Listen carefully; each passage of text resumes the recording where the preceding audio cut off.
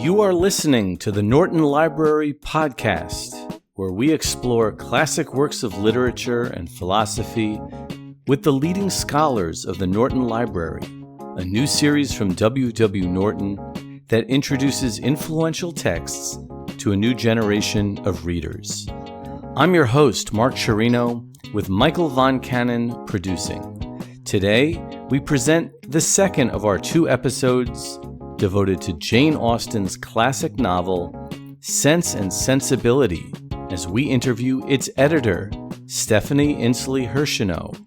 In part one, we discussed Austen's life and how it led to the publication of her first novel, the idea of the sentimental tradition, the meaning of the title, and much more.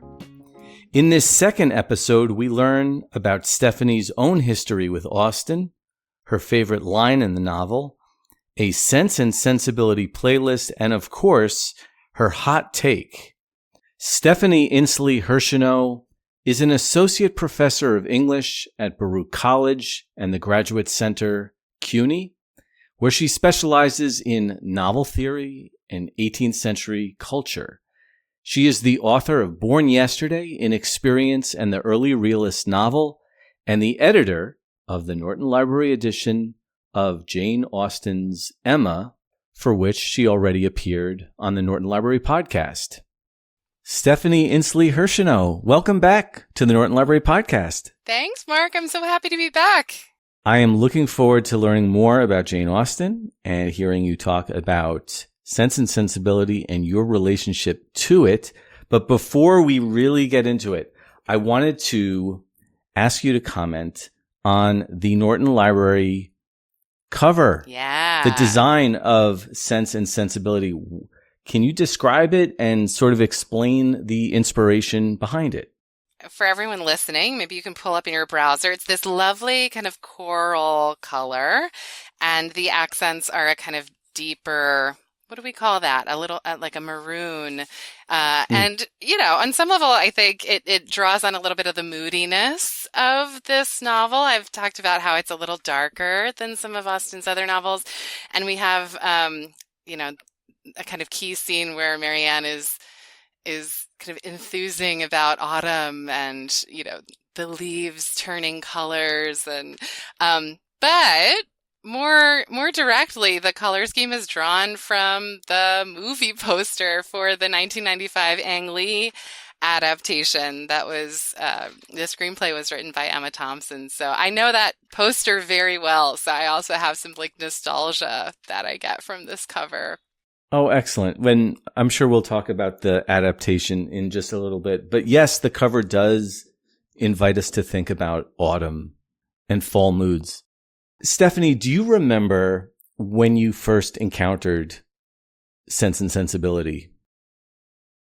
Well, you know, I mentioned this, I think, in the Emma podcast that we recorded, but I am a child of the 90s, so the Ang Lee movie was my first encounter with Sense and Sensibility.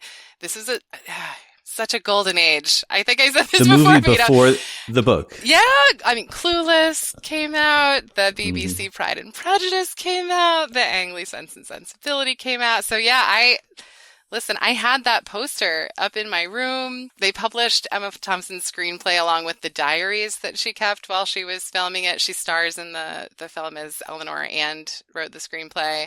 So I definitely am one of those. I was a Janeite first and a Jane Austen scholar second. I came to her work through adaptation, like a lot of readers do, I think.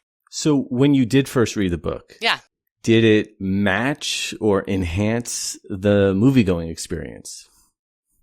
For me, I think the books were only more interesting and only better than the films. I've always come back to the films, but I was delighted to start reading the novels when I was a teenager and rereading them too. So I hope that my students have the same experience. Many of them they're more familiar with the adaptations when they come to my classroom. But I think for many of them, you know, even if something happens that deviates from the screenplay, which happens pretty often, usually it's to make things more interesting and complex. And when you do your scholarly work on Jane Austen, is it one novel above another, or are you interested in her entire career and output?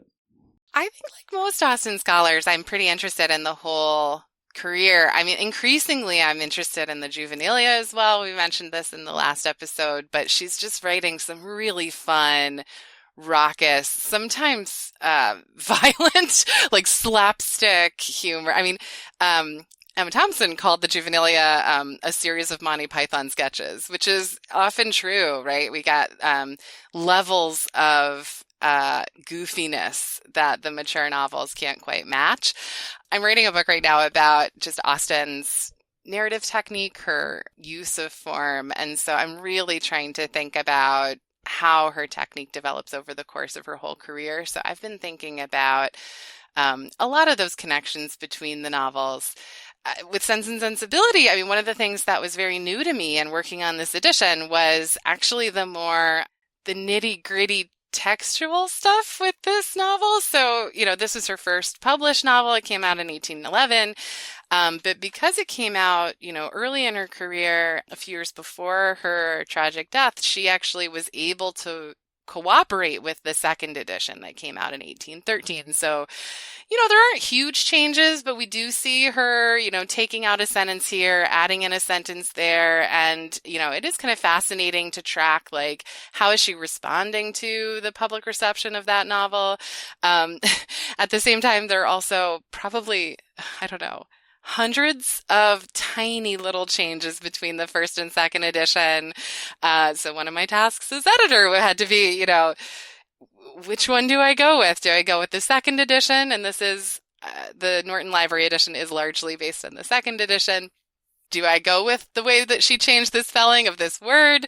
If the spelling is inconsistent, do I keep it inconsistent? All of these tiny little changes. The Austen scholar Claudia Johnson, who also edited, she edited the Norton Critical Edition. She writes about how she didn't know how to make one of these decisions about like a comma in a sentence of Sense and Sensibility. And she swears that she heard Austen breathe in a corner. Austen's ghost came to her to tell her what to do. And, I'm no Claudia Johnson, so Austen did not come to me and tell me what to do. When I was working on this edition, I had to kind of figure it out myself. But yeah, it's all to say, I think for me, Austen has been this kind of endless repository for things to think about and work on. Was there a substantive change from 1811 to 1813 that you can tell us about?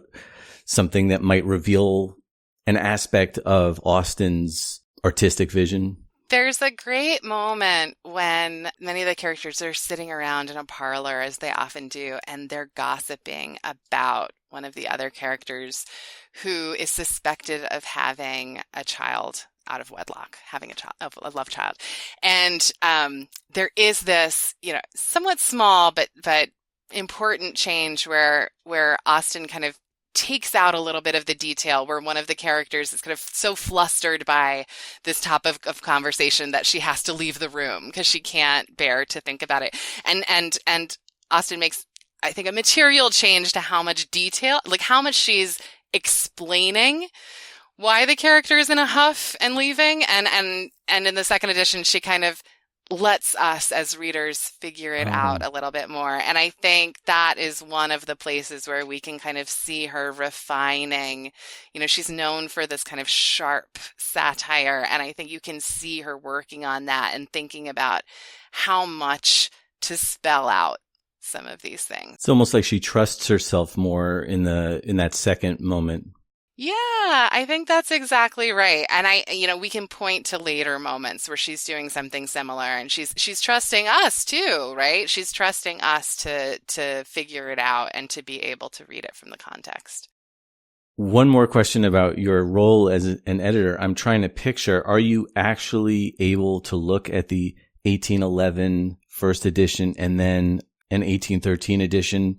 This was really fun for me. I believe it or not, there's no digitized copy of the second edition, even though that's the one that most scholars depend on. And so I sat in the Morgan Library in New York City, which everyone should visit. It's this beautiful museum with a wonderful research library. They only let you look at one book at a time, so I had to beg them to let me hold 2 volumes, one from each edition at a time in the little, the little book cradles. And I sat and I flipped pages from each, and I checked every single comma, every single change of spelling. So, this was somewhat new to me. This is not something that I had to do with the Emma edition, which was only in one edition in her lifetime. And, yeah, it built character. I'm a better, stronger person after having sat in the Morgan for many, many, many hours. Well, it led to this Norton Library edition, so that's all worth it. Do you think that there is a common misreading of Sense and Sensibility that you encounter either in your classrooms or in critical discourse? Yeah, I mean, to me, this is something we touched on in the last episode, but I think it is so easy to come into this novel thinking that you're reading about these 2 women who are polar opposites. These 2 women who have different one is an extrovert, one is an introvert, and to really kind of oversimplify their personalities. I think it's a tempting reading. I think many of us are attracted to those kind of crystallizations of even our own personalities. And in some ways, it's quite comforting to be able to kind of categorize people into types in that way. And like I said, this is a very common early reading of the novel as well. But it persists. I write about this in the introduction, actually, but when my daughter was born, she got a board book of Sense and Sensibility, and it's an opposites book, right? It's a baby book. So it's like, tall, short, fat, skinny. And I can only assume it's an opposites book because it is also an interpretation of this novel, and it assumes that Sense and Sensibility are opposites. And so I think I really try when I teach this novel and when I reread it myself to just watch for those moments, and they're everywhere, where Austen is reminding us that is too easy a reading. What about the challenges to reading the novel, either first-time readers or your students? Does this novel have challenging aspects?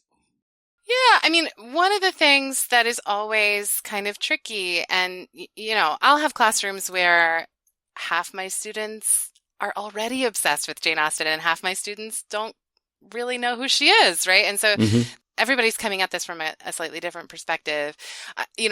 Textually, I think one of the challenges with any Austen novel, in part just because of when they're written, is the kind of eerie familiarity of the language. And so it can seem quite straightforward, but then at the same time we have these like false cognates. So Fanny Dashwood, the despicable sister-in-law, is referred to as mean.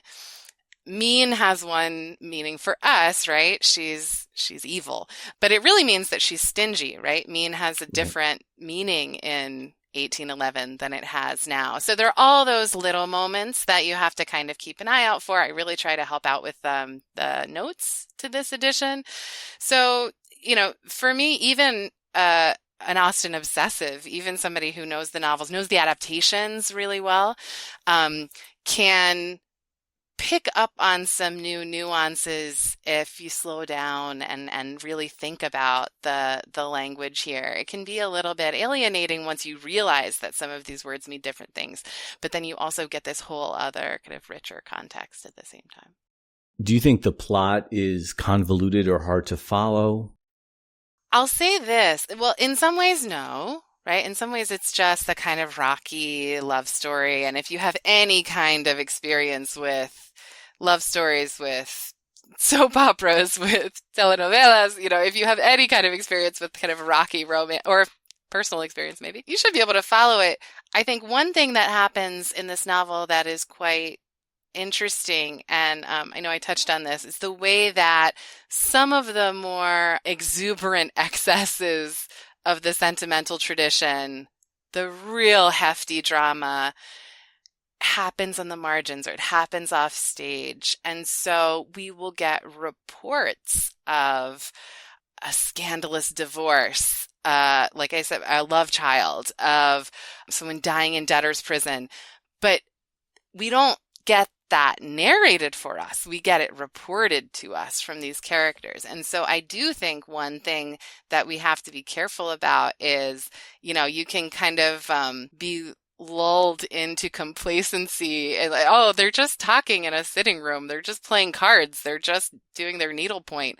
But those conversations get quite deep and quite dramatic if we slow down and pay attention to them. And the same thing happens on, a less kind of sordid scale, just with the way some of these characters divulge or withhold secrets from one another. One of the things this novel is about, I think, is when do you tell someone something that that has been confided in you, and when do you ensure that you keep that secret? That can be a really difficult question to track over the course of the novel, too. Do you have a favorite line in Sense and Sensibility? I do. When I was talking about the cover, I talked about the autumnal spirit of this book and the way that Marianne enthuses about autumn. And I love autumn myself, but there's this passage where Marianne is just gushing about, the leaves turning and the seasons changing, and Eleanor just deadpans to her, it is not everyone who has your passion for dead leaves, which I swear it's just like, I laugh out loud when I read. And so the thing I love about it is both that Eleanor is just being so bitchy, but Eleanor's funny, right? Like, and I think this is one of those moments where I'm just like, you cannot read Eleanor as just this kind of like uptight, dutiful, perfect, rational woman, because she's also just, she's snarky and funny, and I think that's the moment where I'm like, yes, it's right that Emma Thompson played her. Some people think she's miscast, so that's my moment. That's a great one. I wanted to propose a favorite line. Tell me. That I just wanted to see if you could react to this. Okay. Spontaneously, I know. So this is in page 96 of your edition. Okay. I'm going to turn towards to the bottom, like in class. And we're talking about Eleanor. And I found this sentence so fascinating. Her mind was inevitably at liberty. Her thoughts could not be chained elsewhere. And the past and the future, on a subject so interesting, must be before her, must force her attention, and engross her memory, her reflection, and her fancy. So, to say nothing of the dozen commas that are in that sentence, what is being expressed there, and what is that telling us about that character? This is also a great line. I would have to go back and double check my notes, but I think you're right that this is one of those where I was like, God damn it, is there another semicolon in this sentence?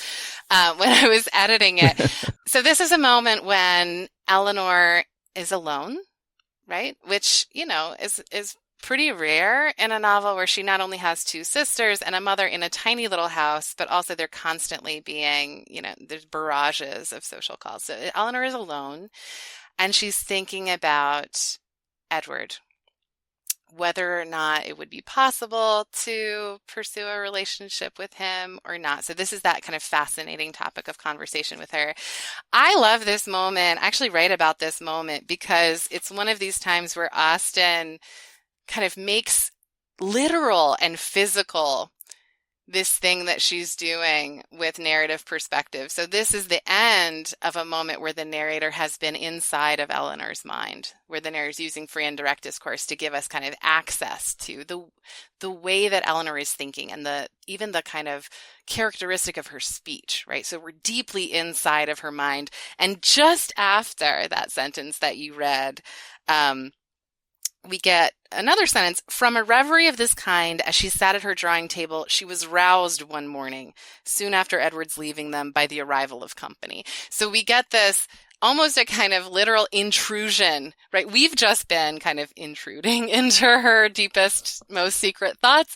And then she has her privacy invaded by literally company. And most of them are pretty annoying, let's face it. Mrs. Jennings, Sir John. So I love those moments where I think she's being quite playful about what kind of access do we have to another person's consciousness, and how might those private interior moments differ from how Eleanor has to be acting in company, in semi-public, in this kind of domestic public with acquaintances and sometimes strangers.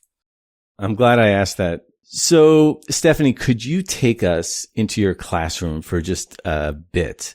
How do you teach this novel? What tends to work on students with Sense and Sensibility? Like I said, I think we're always on the lookout for moments that complicate. I set up the same way that I have in our discussion. What is this kind of opposition of the title? What are these early readers seeing, and how might we see something a little bit different when we're digging in deeper to the novel? So we're always on the lookout for those kinds of passages, always on the lookout for example, the moments when the narrator tells us that Eleanor is earnestly trying to repress her feeling, right? Like she's deeply feeling, but she doesn't feel that she's allowed to display that, right? That's something different than just being a rational, unfeeling kind of actor. So that's one thing that we do. I mean, a little more fun. Maybe my students increasingly are bringing in, these like Reddit, like, am I the asshole?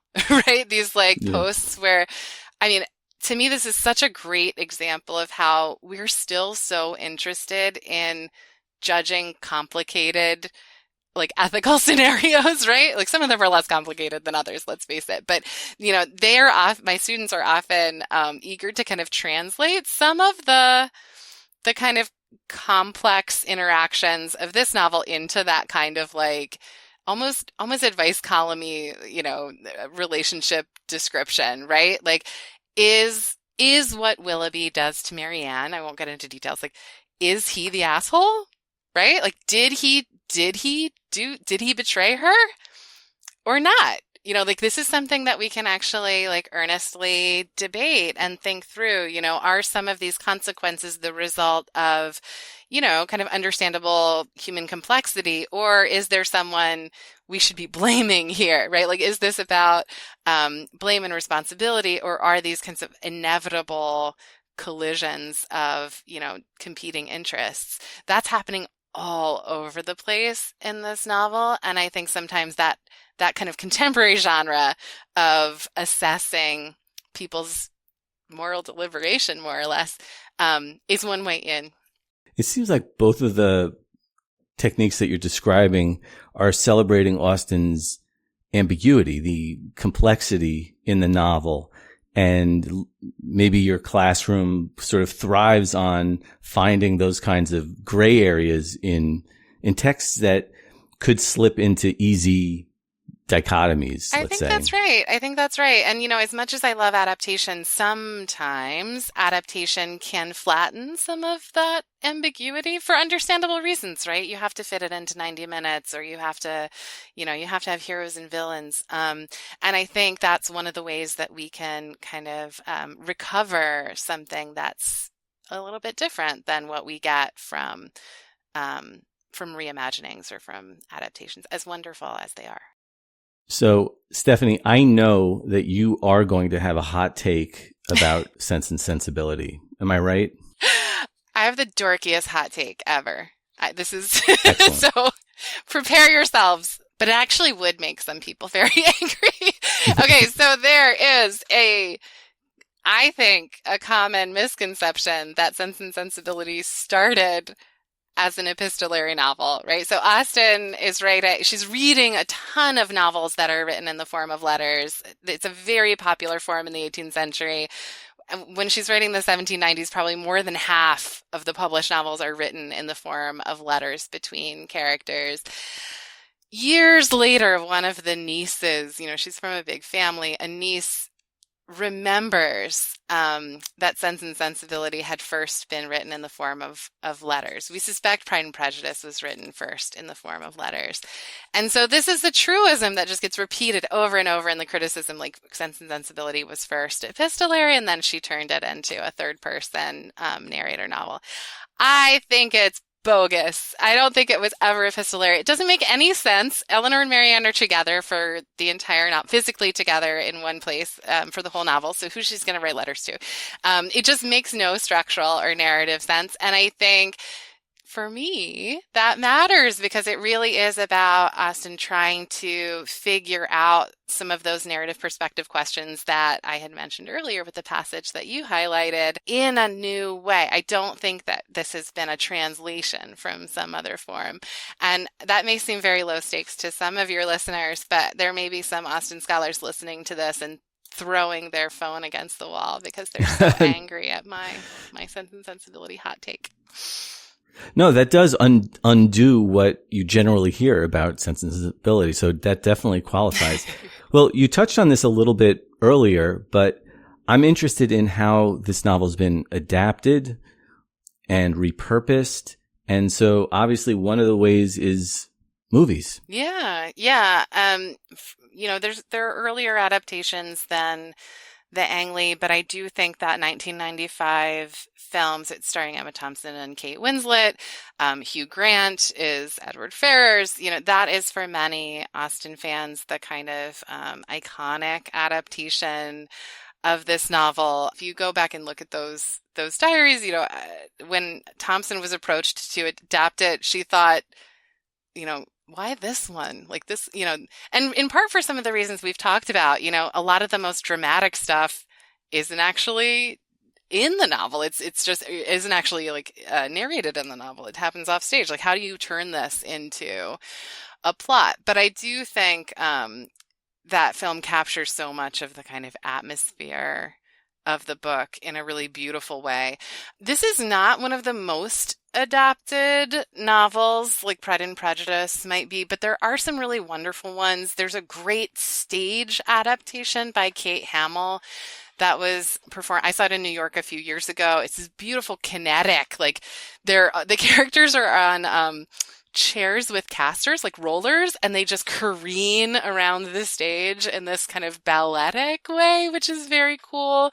I recently read a great kind of reimagining by the romance novelist Nikki Payne, who has also adapted Pride and Prejudice, and she takes them, it's almost the kind of in the Clueless manner, she puts them in contemporary Black America. So her characters are from Washington, D.C.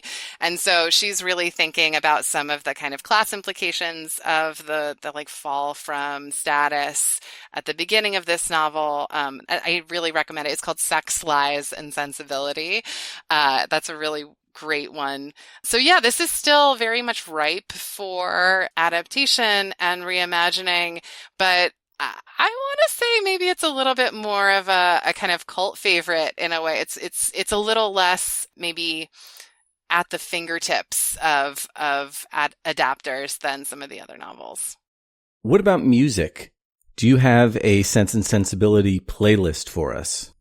I was thinking about this. I think even though, slight spoiler, this is a novel that ends happily, right? Unlike many novels of the sentimental tradition where, heroines get killed off in the end. This one does end happily, but I do think the bulk of the novel really lends itself to breakup songs. So I've been thinking a lot about the breakup song in trying to think about a Sense and Sensibility playlist. So here are some. To me, the greatest. Also 1995, like the Ang Lee adaptation, Alanis Morissette, You Oughta Know. Key breakup song. It's hard. Every Taylor Swift song ever. But let's say I was thinking, which one is she going to choose? Yeah. I'm sure there are other Norton Library editors who could help me out with this one. I was thinking about a recent one, I Can Do It With a Broken Heart, which I think is very much it kind of captures an Eleanor vibe in that it's trying to describe what it feels like to not show that you have a broken heart. A favorite of mine, Maps by the Yeah Yeah Yeahs, I think really captured the kind of plaintiveness of Marianne's romantic despair. And because we can't just have like plaintive breakup songs, I will throw in Dua Lipa's Don't Start Now, which spoils a little bit the ending of, or how I read the ending of this novel, but I will let your listeners go back and reread to see how. We'll add those to the playlist. Do those it. Are great, Stephanie. And I wanted to end on one note because unlike most Norton Library editions, you included an afterword to your text. So what was your thinking behind it? What does it add to the novel, and what are we to get from it? I think I was really trying, both with the Emma edition and the Sense and Sensibility edition, to be pretty respectful of the spoiler question. And it's complex to me because I do tend to believe the idea that a spoiler can't ruin a good book, right? So it's not that I think that if you know the ending of this novel, you will somehow have, this impoverished experience of reading it. But at the same time, I do think that there are some things that play out over the course of this novel that are best kind of mulled over after you've gotten through like exactly how they've been narrated.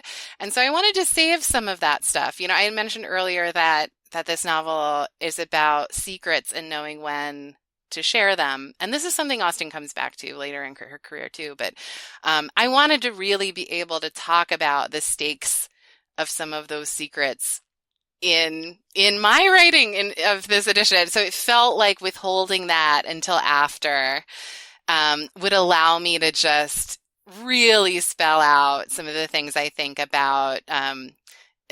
Eleanor, for example, she's confided in by another character, and she then keeps that character's secret from everyone that she loves.